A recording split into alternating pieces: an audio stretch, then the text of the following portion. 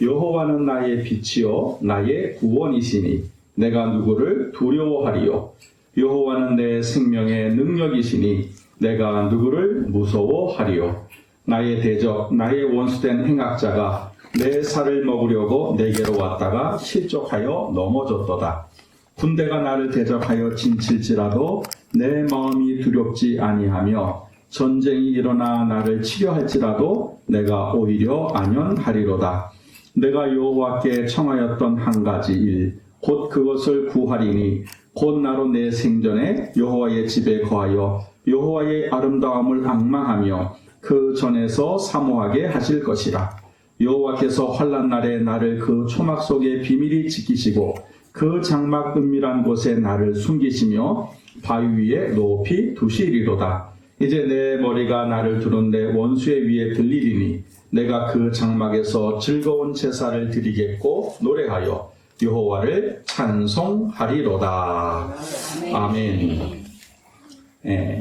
J.K. 게일브레이스라고 하는 그 작가가 쓴 불확실성의 시대라는 그런 책을 보게 되면 인간은 자기들이 이미 갖고 있는 것을 지키거나 또 갖고 싶은 것을 정당화시키려는 경향이 강하다라고 이야기를 했습니다. 무슨 말이냐?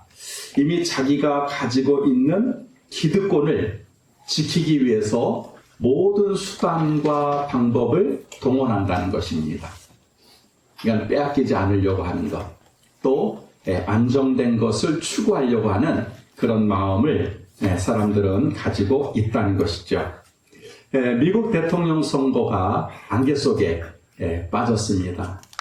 이미 벌써 개표가 되어서 당선자가 확정이 됐지만 트럼프 대통령이 그걸 거부하고 있어요. 그래서 소송도 하고 불복, 나는 진 게 아니다. 그래서 지금 당선이 된 바이든 대통령, 앞으로의 대통령도 당선 연설을 못하고 있는 거예요.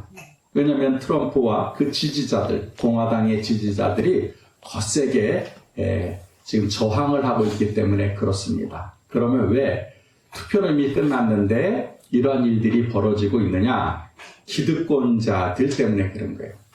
트럼프를 지지했던 사람들이 4년 동안 자기들이 누렸던 것, 자기들이 소유하였던 것들을 이제는 내려놔야 되고 빼앗겨야 되잖아요.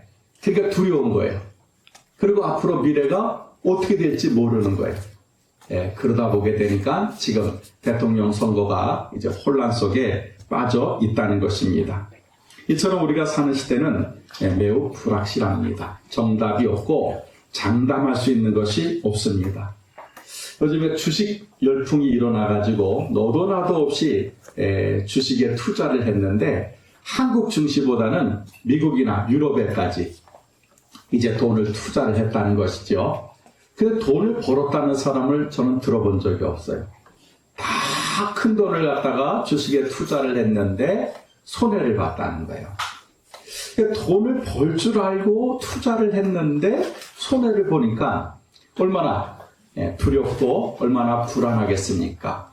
이제는 사람들이 어디다가 돈을 투자를 해야 될지 모른다는 거예요. 미래가 불확실하기 때문에 그런 일들이 일어나고 있습니다. 그래서 현대를 불확실한 시대라 이렇게 지금 부르고 있는 것입니다. 오늘 성경을 보게 되면 성경에는 많은 위대한 인물들이 등장하고 있는데 저는 개인적으로 많은 인물들 가운데 다윗을 저는 존경합니다. 다윗이라고 하는 사람은 역전의 사나이예요.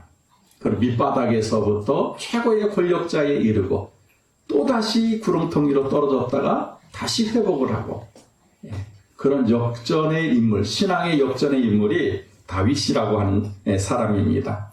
특히 시편은 이 다윗의 시가 굉장히 많이 기록이 되어 있어요. 3분의 1 정도가 다윗이 쓴 시입니다. 오늘 우리가 선택한 본문도 다윗이 쓴 시예요. 여러분, 다윗은 가난한 목동의 아들로 태어났습니다. 그 당시에는 가장 천한 직업이 어떤 직업이냐? 목수, 그리고 어부, 그리고 목동이었어요. 왜냐하면 배운 것도 없고 가진 것도 없고 권력도 없기 때문에 이 사람들은 이렇게 가장 천한 직업의 종사를 할 수밖에 없었다고 합니다. 다윗의 집안도 가난했어요. 권력도 없고 또 빽도 없다 보니까 양을 키우는 그런 직업을 삼았습니다. 근데 다윗에게는 형이 7명이 있어요. 위로 형이 7명이 있었는데 성경을 보니까 양을 지키는 일을 누가 했느냐? 형들이 한 게 아니라 제일 막내인 다윗이 했다는 거예요. 그것도 밤중에. 낮에 양을 지키는 것은 형들이 하고, 편하고 쉬운 일들은 형들이 하고, 어렵고 힘든 일은 다윗이 하는 거예요. 그래, 형들이 네가 해, 막내야 네가 해라. 그래서 성경을 보면 다윗이 늘 밤에 양을 지켰다는 거예요. 도적이 와서 그 양을 빼앗아 가려고 하면은 도적을 쫓아내야 되고, 또 사자나 곰이 와서 양을 물어뜯으려고 하면 또 물리쳐야 되는 그런 위험한 일을 다윗은 했습니다. 비가 내리고 또 바람이 불 때에도 다윗은 잠을 자지 않고 양을 지켰다는 거예요. 이렇게 외로울 때, 이렇게 위험할 때 다윗이 한 행동은 성경을 보게 되면 하나님 앞에 기도하고 하나님을 찬양하고 그리고 그 마음을 시로 표현했다는 거예요. 그래서 여러분 다윗의 시는 굉장히 현실적이고 그리고 굉장히 신앙적이에요.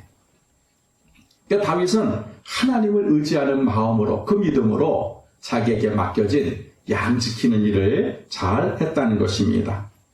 그런데 이 다윗이 17세가 되었을 때에 사무엘이라고 하는 선지자를 통하여서 왕으로 부름을 받아요. 그리고 기름 부음을 받습니다.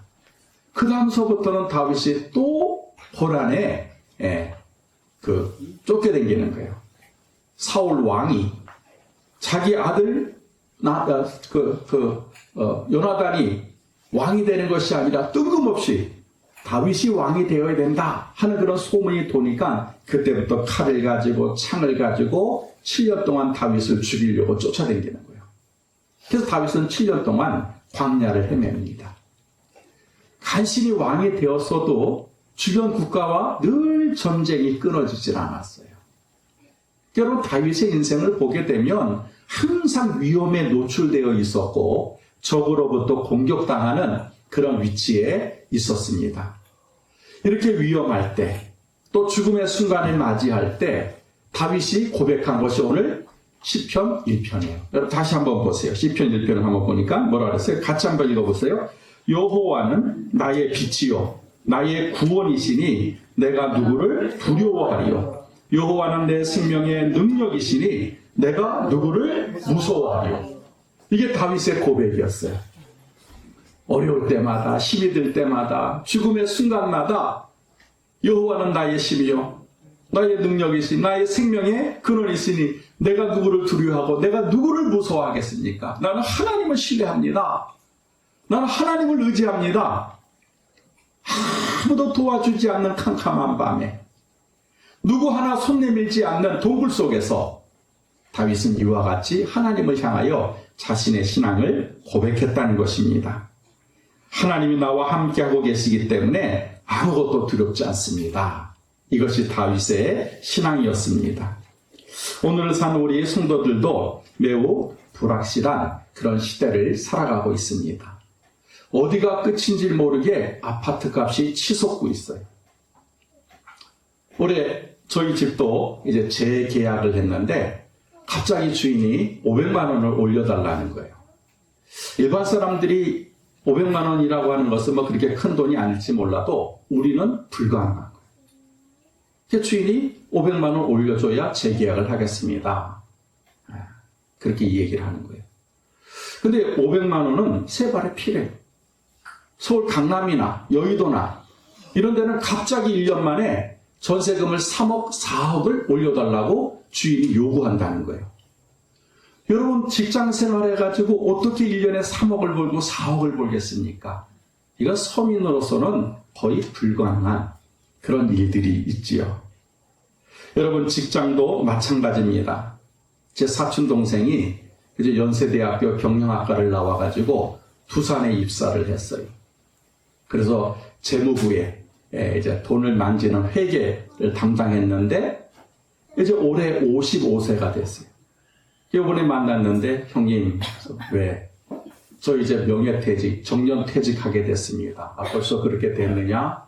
야 고생했다. 근데 형님 제가 고민이 있어요. 이게 무슨 말이냐? 자기 아들 둘이 있는데 지금 대학을 다니는데 제가 이제 직장을 그만 다니면 이 아이들을 어떻게 키워야 될지 모르겠습니다. 막막합니다. 그런 얘기를 해요. 그리고 여러분 우리가 사는 시대가 얼마나 여러분 불확실하느냐 하는 것이죠. 여러분 이러할 때에 우리는 다윗의 신앙을 바라봐야 됩니다. 여러분 다윗도 우리와 똑같은 위기의 시대를 맞이했고 불확실한 그런 시대를 살았습니다. 그럼에도 불구하고 다윗이 승리할 수 있었던 원인이 무엇이냐? 오늘 성경에서 말씀하고 있는 것이 하나님을 신뢰했다는 거예요. 불안하고 두렵고 위기가 찾아올 때 다윗은 하나님, 내가 누구를 두려워하리요? 내가 무엇을 무서워하리요?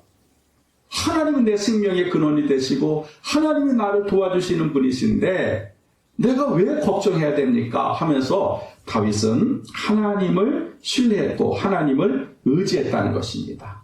그래서 여러분 결론이 14절인데 14절에 뭐라 그랬어요? 너는 여호와를 바랄지어다. 강하고 담대하며 여호와를 바랄지어다 하고 시를 끝내고 있습니다. 근데 이거를 원문인 영어 성경을 보게 되면 너는 여호와를 기다려라.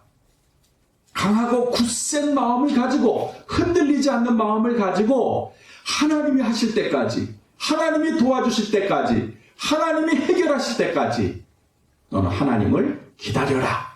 이렇게 기록을 했습니다. 여러분 이것이 믿음이라고 하는 거예요.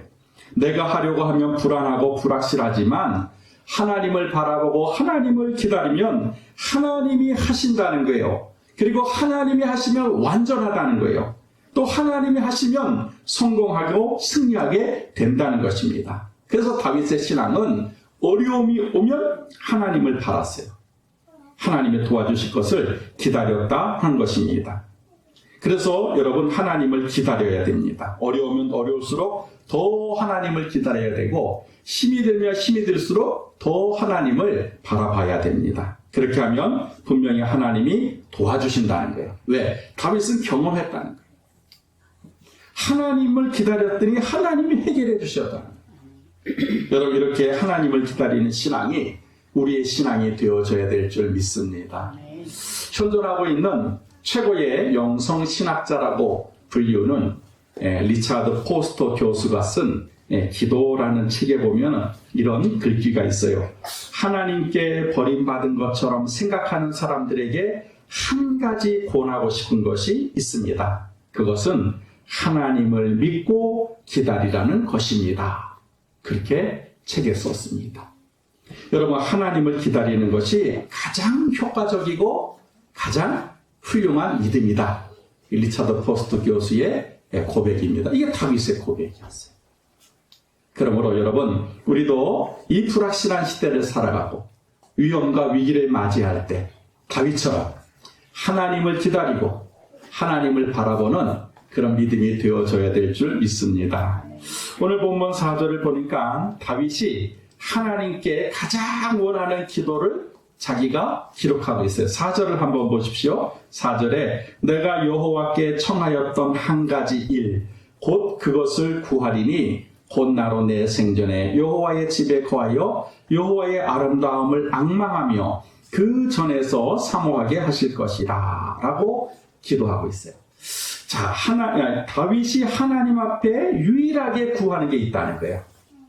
그게 뭐냐? 명예도 아니고 권력도 아니고 재물도 아니라는 거예요. 다윗이 유일하게 하나님 앞에 구했던 것이 뭐냐면 하나님, 나로 하여금 평생 하나님의 집에 있게 하시고 늘 하나님의 아름다움을 사모하며 찬양하게 해주십시오. 이게 다윗이 유일하게 하나님 앞에 기도했던 그런 기도의 내용이라는 것입니다. 그런데 여러분 대부분 우리들이 하나님께 구하는 게 뭡니까? 건강, 돈, 또 자녀들이 좋은 대학에 가고 취업하는 것, 또 가족들이 화목한 것, 전부 다 보게 되면 내 것을 구하고 있는 거예요. 내 것을. 내가 원하는 것. 내가 소유하고 싶은 것, 이런 것들을 우리는 기도하고 있습니다. 그런데 다윗의 기도는 하나님이 계시는 집에 영원토록 거하며 하나님을 찬양하게 해주십시오. 이것이 다윗의 기도였다는 거예요. 그러니까 다윗의 신앙 우선순위는 뭐예요? 하나님. 네. 하나님이 내 신앙의 우선순위입니다. 이렇게 여러분 다윗은 기도했습니다. 여러분 다윗은 여러분 전쟁에서 승리해서 막강한 권력을 유지하는 것도 아닙니다. 그냥 유일한 소망이 하나님, 나 그저 하나님 집에 있고 싶어요. 그리고 거기서 하나님만 찬양하고 싶어요. 왕인데도 불구하고. 여러분 이렇게 다윗은 하나님의 집을 사모하는 사람이었어요. 그리고 언제나 시간만 나면, 틈만 나면 예루살렘 성전으로 달려가는 거예요. 그리고 하나님 앞에서 그가 쓴 시를 가지고 찬양하는, 여호와는 나의 힘이시니 내가 무엇을 두려워하노? 여호와는 나의 도움이시니 내가 무엇을 두려워하노? 하면서 그 하나님의 집에서 손을 들고 여러분 하나님을 찬양했다는 거예요. 이러한 믿음을 가지고 있었기 때문에 하나님은 다윗을 사랑하셨고 성공하는 인생을 살게 하셨습니다. 따라서 다윗의 믿음은 성전 중심의 신앙이었다는 거예요. 다윗뿐만 아니라 성경에 기록된 모든 그런 인물들을 보게 되면 전부 다 성전 중심이에요. 여러분 포로로 잡혀간 다니엘을 보십시오. 그 먼 바벨론으로 잡혀갔음에도 불구하고 매일 아침마다 예루살렘 성이 있는 곳을 향하여 창문을 열고 하루에 3번씩 기도했다는 거예요. 예루살렘 성전을요 사모했다는 거예요. 선지자들도 언제 가장 기뻐했느냐? 하나님의 전을 올라갈 때. 하나님의 성전을 향하여 올라갈 때 선지자들은 즐거워하고 기뻐했다는 거예요. 이것이 오늘을 사는 우리 믿음의 성도들에게 굉장히 중요합니다. 여러분 코로나 사태로 인하여서 한국교회가 큰 위기를 맞았어요. 전혀 경험하지 못한 그런 예배를 드리고 있습니다. 비대면 예배라, 영상 예배라 해서 여러분 지금까지도 많은 목사님들과 많은 사람들이 이런 찬반 양론이 이어지고 있습니다.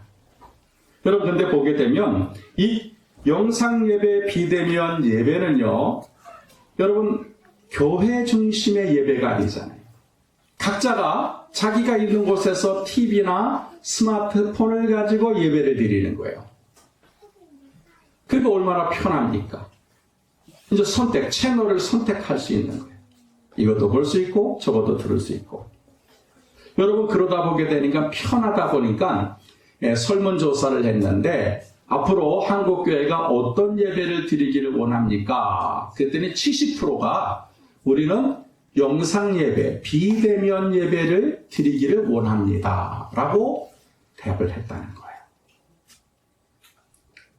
이게 이제 내 교회가 없다는 거예요.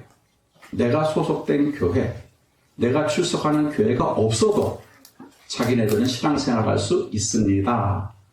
라고 이제 이야기를 하고 있는 거예요. 여러분, 내가 소속된 교회가 없으면 뿌리 없는 신앙이 됩니다. 나무도 여러분 뿌리가 없으면 점점 말라가다가 나중에 죽게 되는 거예요. 여러분이 신앙도 마찬가지입니다. 내가 소속된 교회, 내가 출석하는 교회가 없으면 뿌리 없는 신앙이 돼요.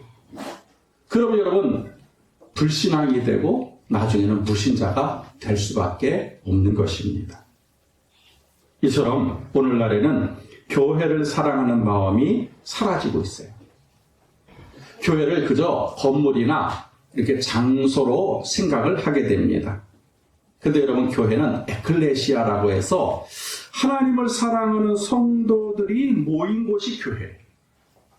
그리고 그곳에 하나님의 영이 임재하고 또 그곳에 하나님의 거룩성이 회복이 됩니다. 더 나아가 하나님을 만나는 곳이 되는 거예요. 아멘. 여러분 그게 교회입니다. 화려하게 건물을 지어진 곳이 교회가 아니에요. 하나님을 사랑하는 성도들이 모임 자체가 교회입니다. 그래서 이 건물은 그저 우리가 빌려 쓰는 거죠. 우리가 교회예요. 우리가 교회. 여러분 그래서 여러분 시편 122편 6절에 보니까 예루살렘을 위하여 평안을 구하라. 예루살렘을 사랑하는 자는 형통하리로다. 예루살렘이 뭐예요? 성전이잖아요. 눈에 보이는 성전. 오늘날 말하면 교회지요. 여러분, 교회를 위하여 평안을 구하고 교회를 사랑할 때 하나님이 형통, 성공하게 만든다는 거예요. 그래서 여러분, 이 교회를 사랑한다라고 하는 것 굉장히 중요합니다. 다윗이 왜 하나님의 거하게 해달라고 기도를 했습니까? 교회를 사랑하기 때문에. 여러분, 그만큼 성전을 사랑했던 것, 이것이 바로 다윗의 신앙입니다. 신약 성경으로 넘어오게 되면 여러분, 골로새서를 보게 되니까 교회의 머리는 예수 그리스도요, 우리는 그의 지체다, 이렇게 기록을 하고 있어요. 구약의 성전이 여러분 신약의 교회입니다. 성도가 왜 교회를 사랑해야 되느냐? 교회는 예수님의 몸이기 때문에 그렇다는 거예요. 특히 예수님이 이 땅에 다시 오실 때, 재림하실 때 교회에 대해서 뭐라고 성경은 기록하고 있냐면 단장한 신부가 되어야 된다는 거예요. 신랑 되신 예수님이 공중에서 구름 타고 다시 오실 때 우리 교회는 뭐예요?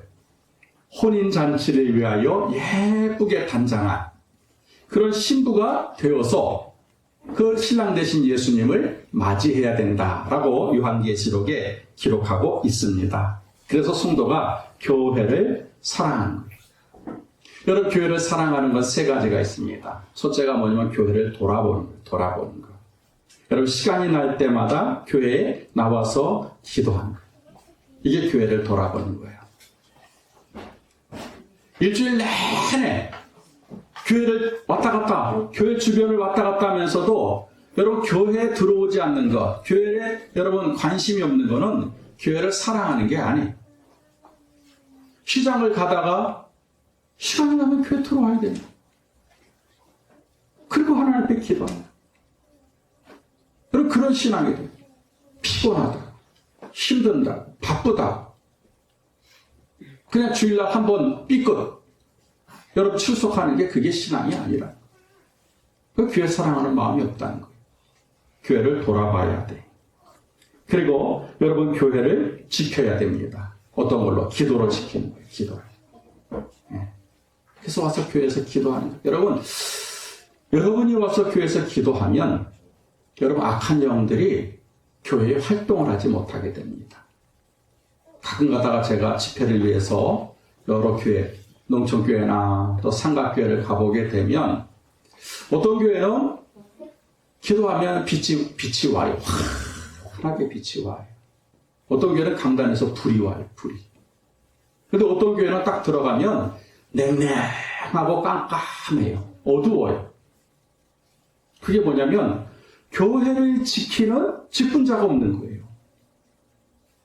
교회 와서 계속 기도하는 사람이 있어야 되는데 기도하는 사람이 없으니까 뭐예요? 마귀의 속으로.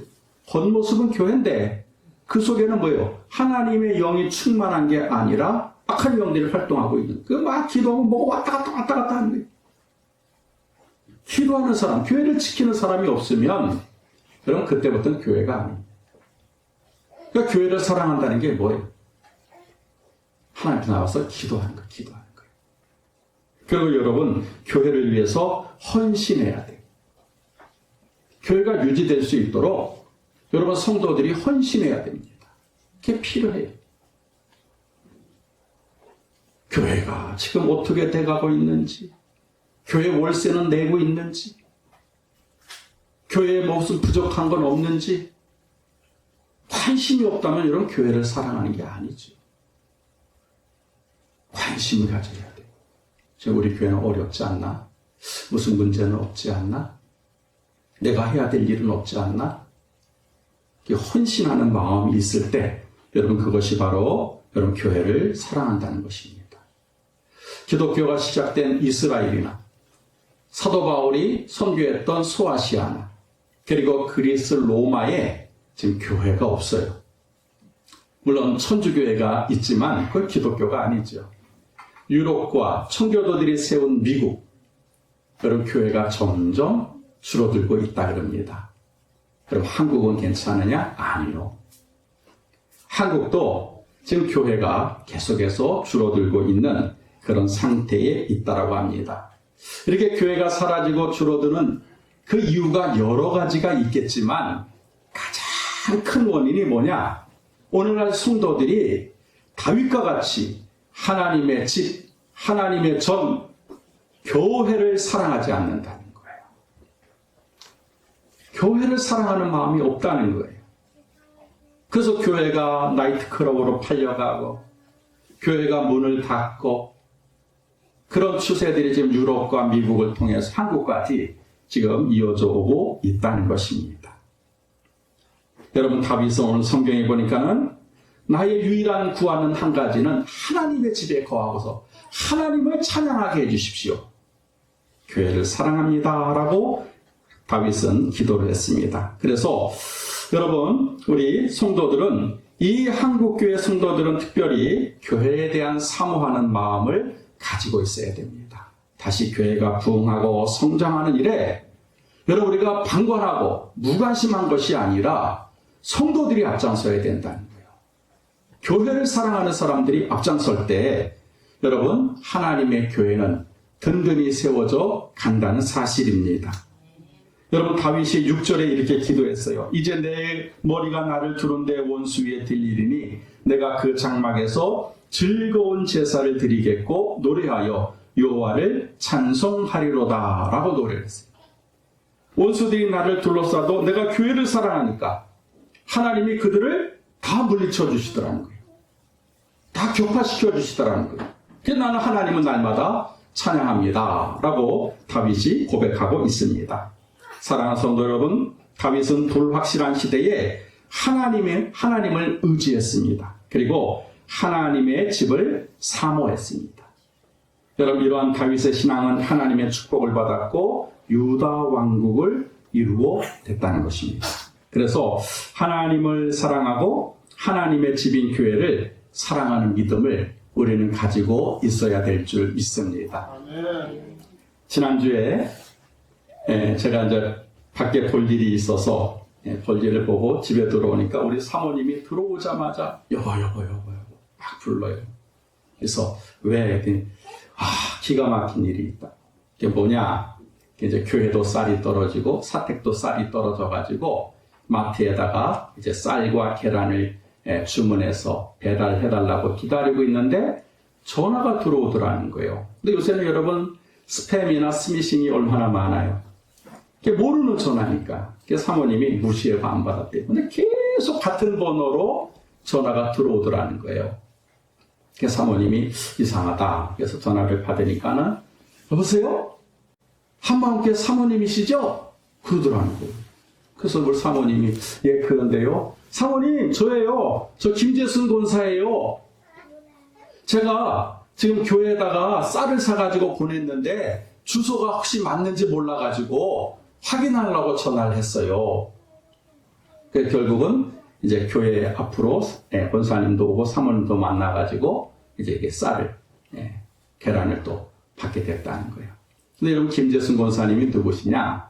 제가 저쪽 편에 처음에 교회 성경 빌딩 3층에 교회를 개척하기 위해서 제가 이제 일하려고 이렇게 나무 같은 거 사다 놓고 있는데 어느 할머니가 오더니 여기 뭐 하는 거예요? 그래서 제가 지금 교회 개척하려고 하는 거예요. 목사님이세요? 예.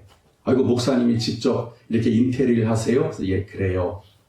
그때 권사님이요 그 입에서 하나님 감사합니다. 하나님 감사합니다. 그러시는 거예요. 내가 권사님이세요? 그렇대요. 뭐가 감사한데? 이 건물에 자기가 교회가 세워지게 해달라고 기도했는데 목사님이 지금 교회를 세운다는 거예요. 그렇게 좋아하셨어요. 그러거든요. 그 다음 달부터 쌀을 가져오시는 거예요. 덜렁덜렁 쌀. 자기는 교문 감리교회 다니는데 자기네 교회는 성미가 넘친대요. 근데 목사님 개척하니까 얼마나 어렵냐는 거예요. 개척교회 그 목사가 굶어 죽을까 봐. 그때부터 권사님이 성미를 가져오세요. 매달 햅쌀을 가져오. 그러다가 이제 우리 교회가 이쪽으로 이전을 하니까 권사님이 이제 성미가 끊어졌어요. 그러다가 요번에 코로나 때문에 많은 교회가 어렵다는 이야기를 듣고 권사님이 가슴이 철렁하더래요. 아이고, 한마음교회 목사님 어렵지 않나? 그리고 그때부터 교회 가서 하나님 한마음교회, 한마음교회. 자기 교회는 뒷전 넣고 한마음교회를 위해서 기도하다가 아무래도 안 되겠다. 그래서 경김이 제일 좋은 걸로 목사님 사다 드려야 되겠다. 남편 몰래 이제 그 쌀을 사가지고 그때 보내신 거예요. 근데 권사님이 사모님이 몇 년 만에 만나니까 몸이 많이 상하셨더래요. 당뇨가 450까지 올라가고 혈압이 250까지 올라가고 그래서 이제 다음 달에는 신장 투석을 받아야 된다라고. 거기다가 또 몇 달 전에 고관절이 부러져가지고 죽다가 살아나셨대요. 간신히 하나님의 은혜로 살아나셨는데 그래도 그분의 마음에 뭐냐면은 교회가 걱정됐다. 교회. 그래서 자기가 이렇게 쌀과 계란을 가져왔으니 목사님 굶지 말고 이걸 드시라고 가져왔어요. 여러분, 김재순 권사님은 특별한 은사도 없으신 분이에요. 그리고 겨우 집 한 칸 마련하신 분이에요. 근데 자기는 지금 빌라 반지하에 살고 있는데 그 3층에 개척교회 목사님이 이사를 오셨대요. 근데 그걸 그렇게 기뻐하는 거예요. 우리가 사는 집에 목사님이 오셨다고. 또 거기다가도 또 쌀을 또 팔아주시고.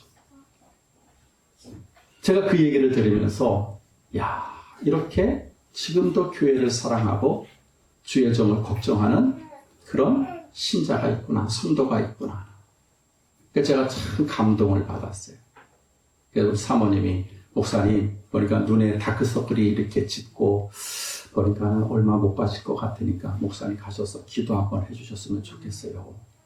그래서 제가 가자고. 그래서 이제 다음 주에 시간을 내서 권사님한테 제가 가보려고 해요.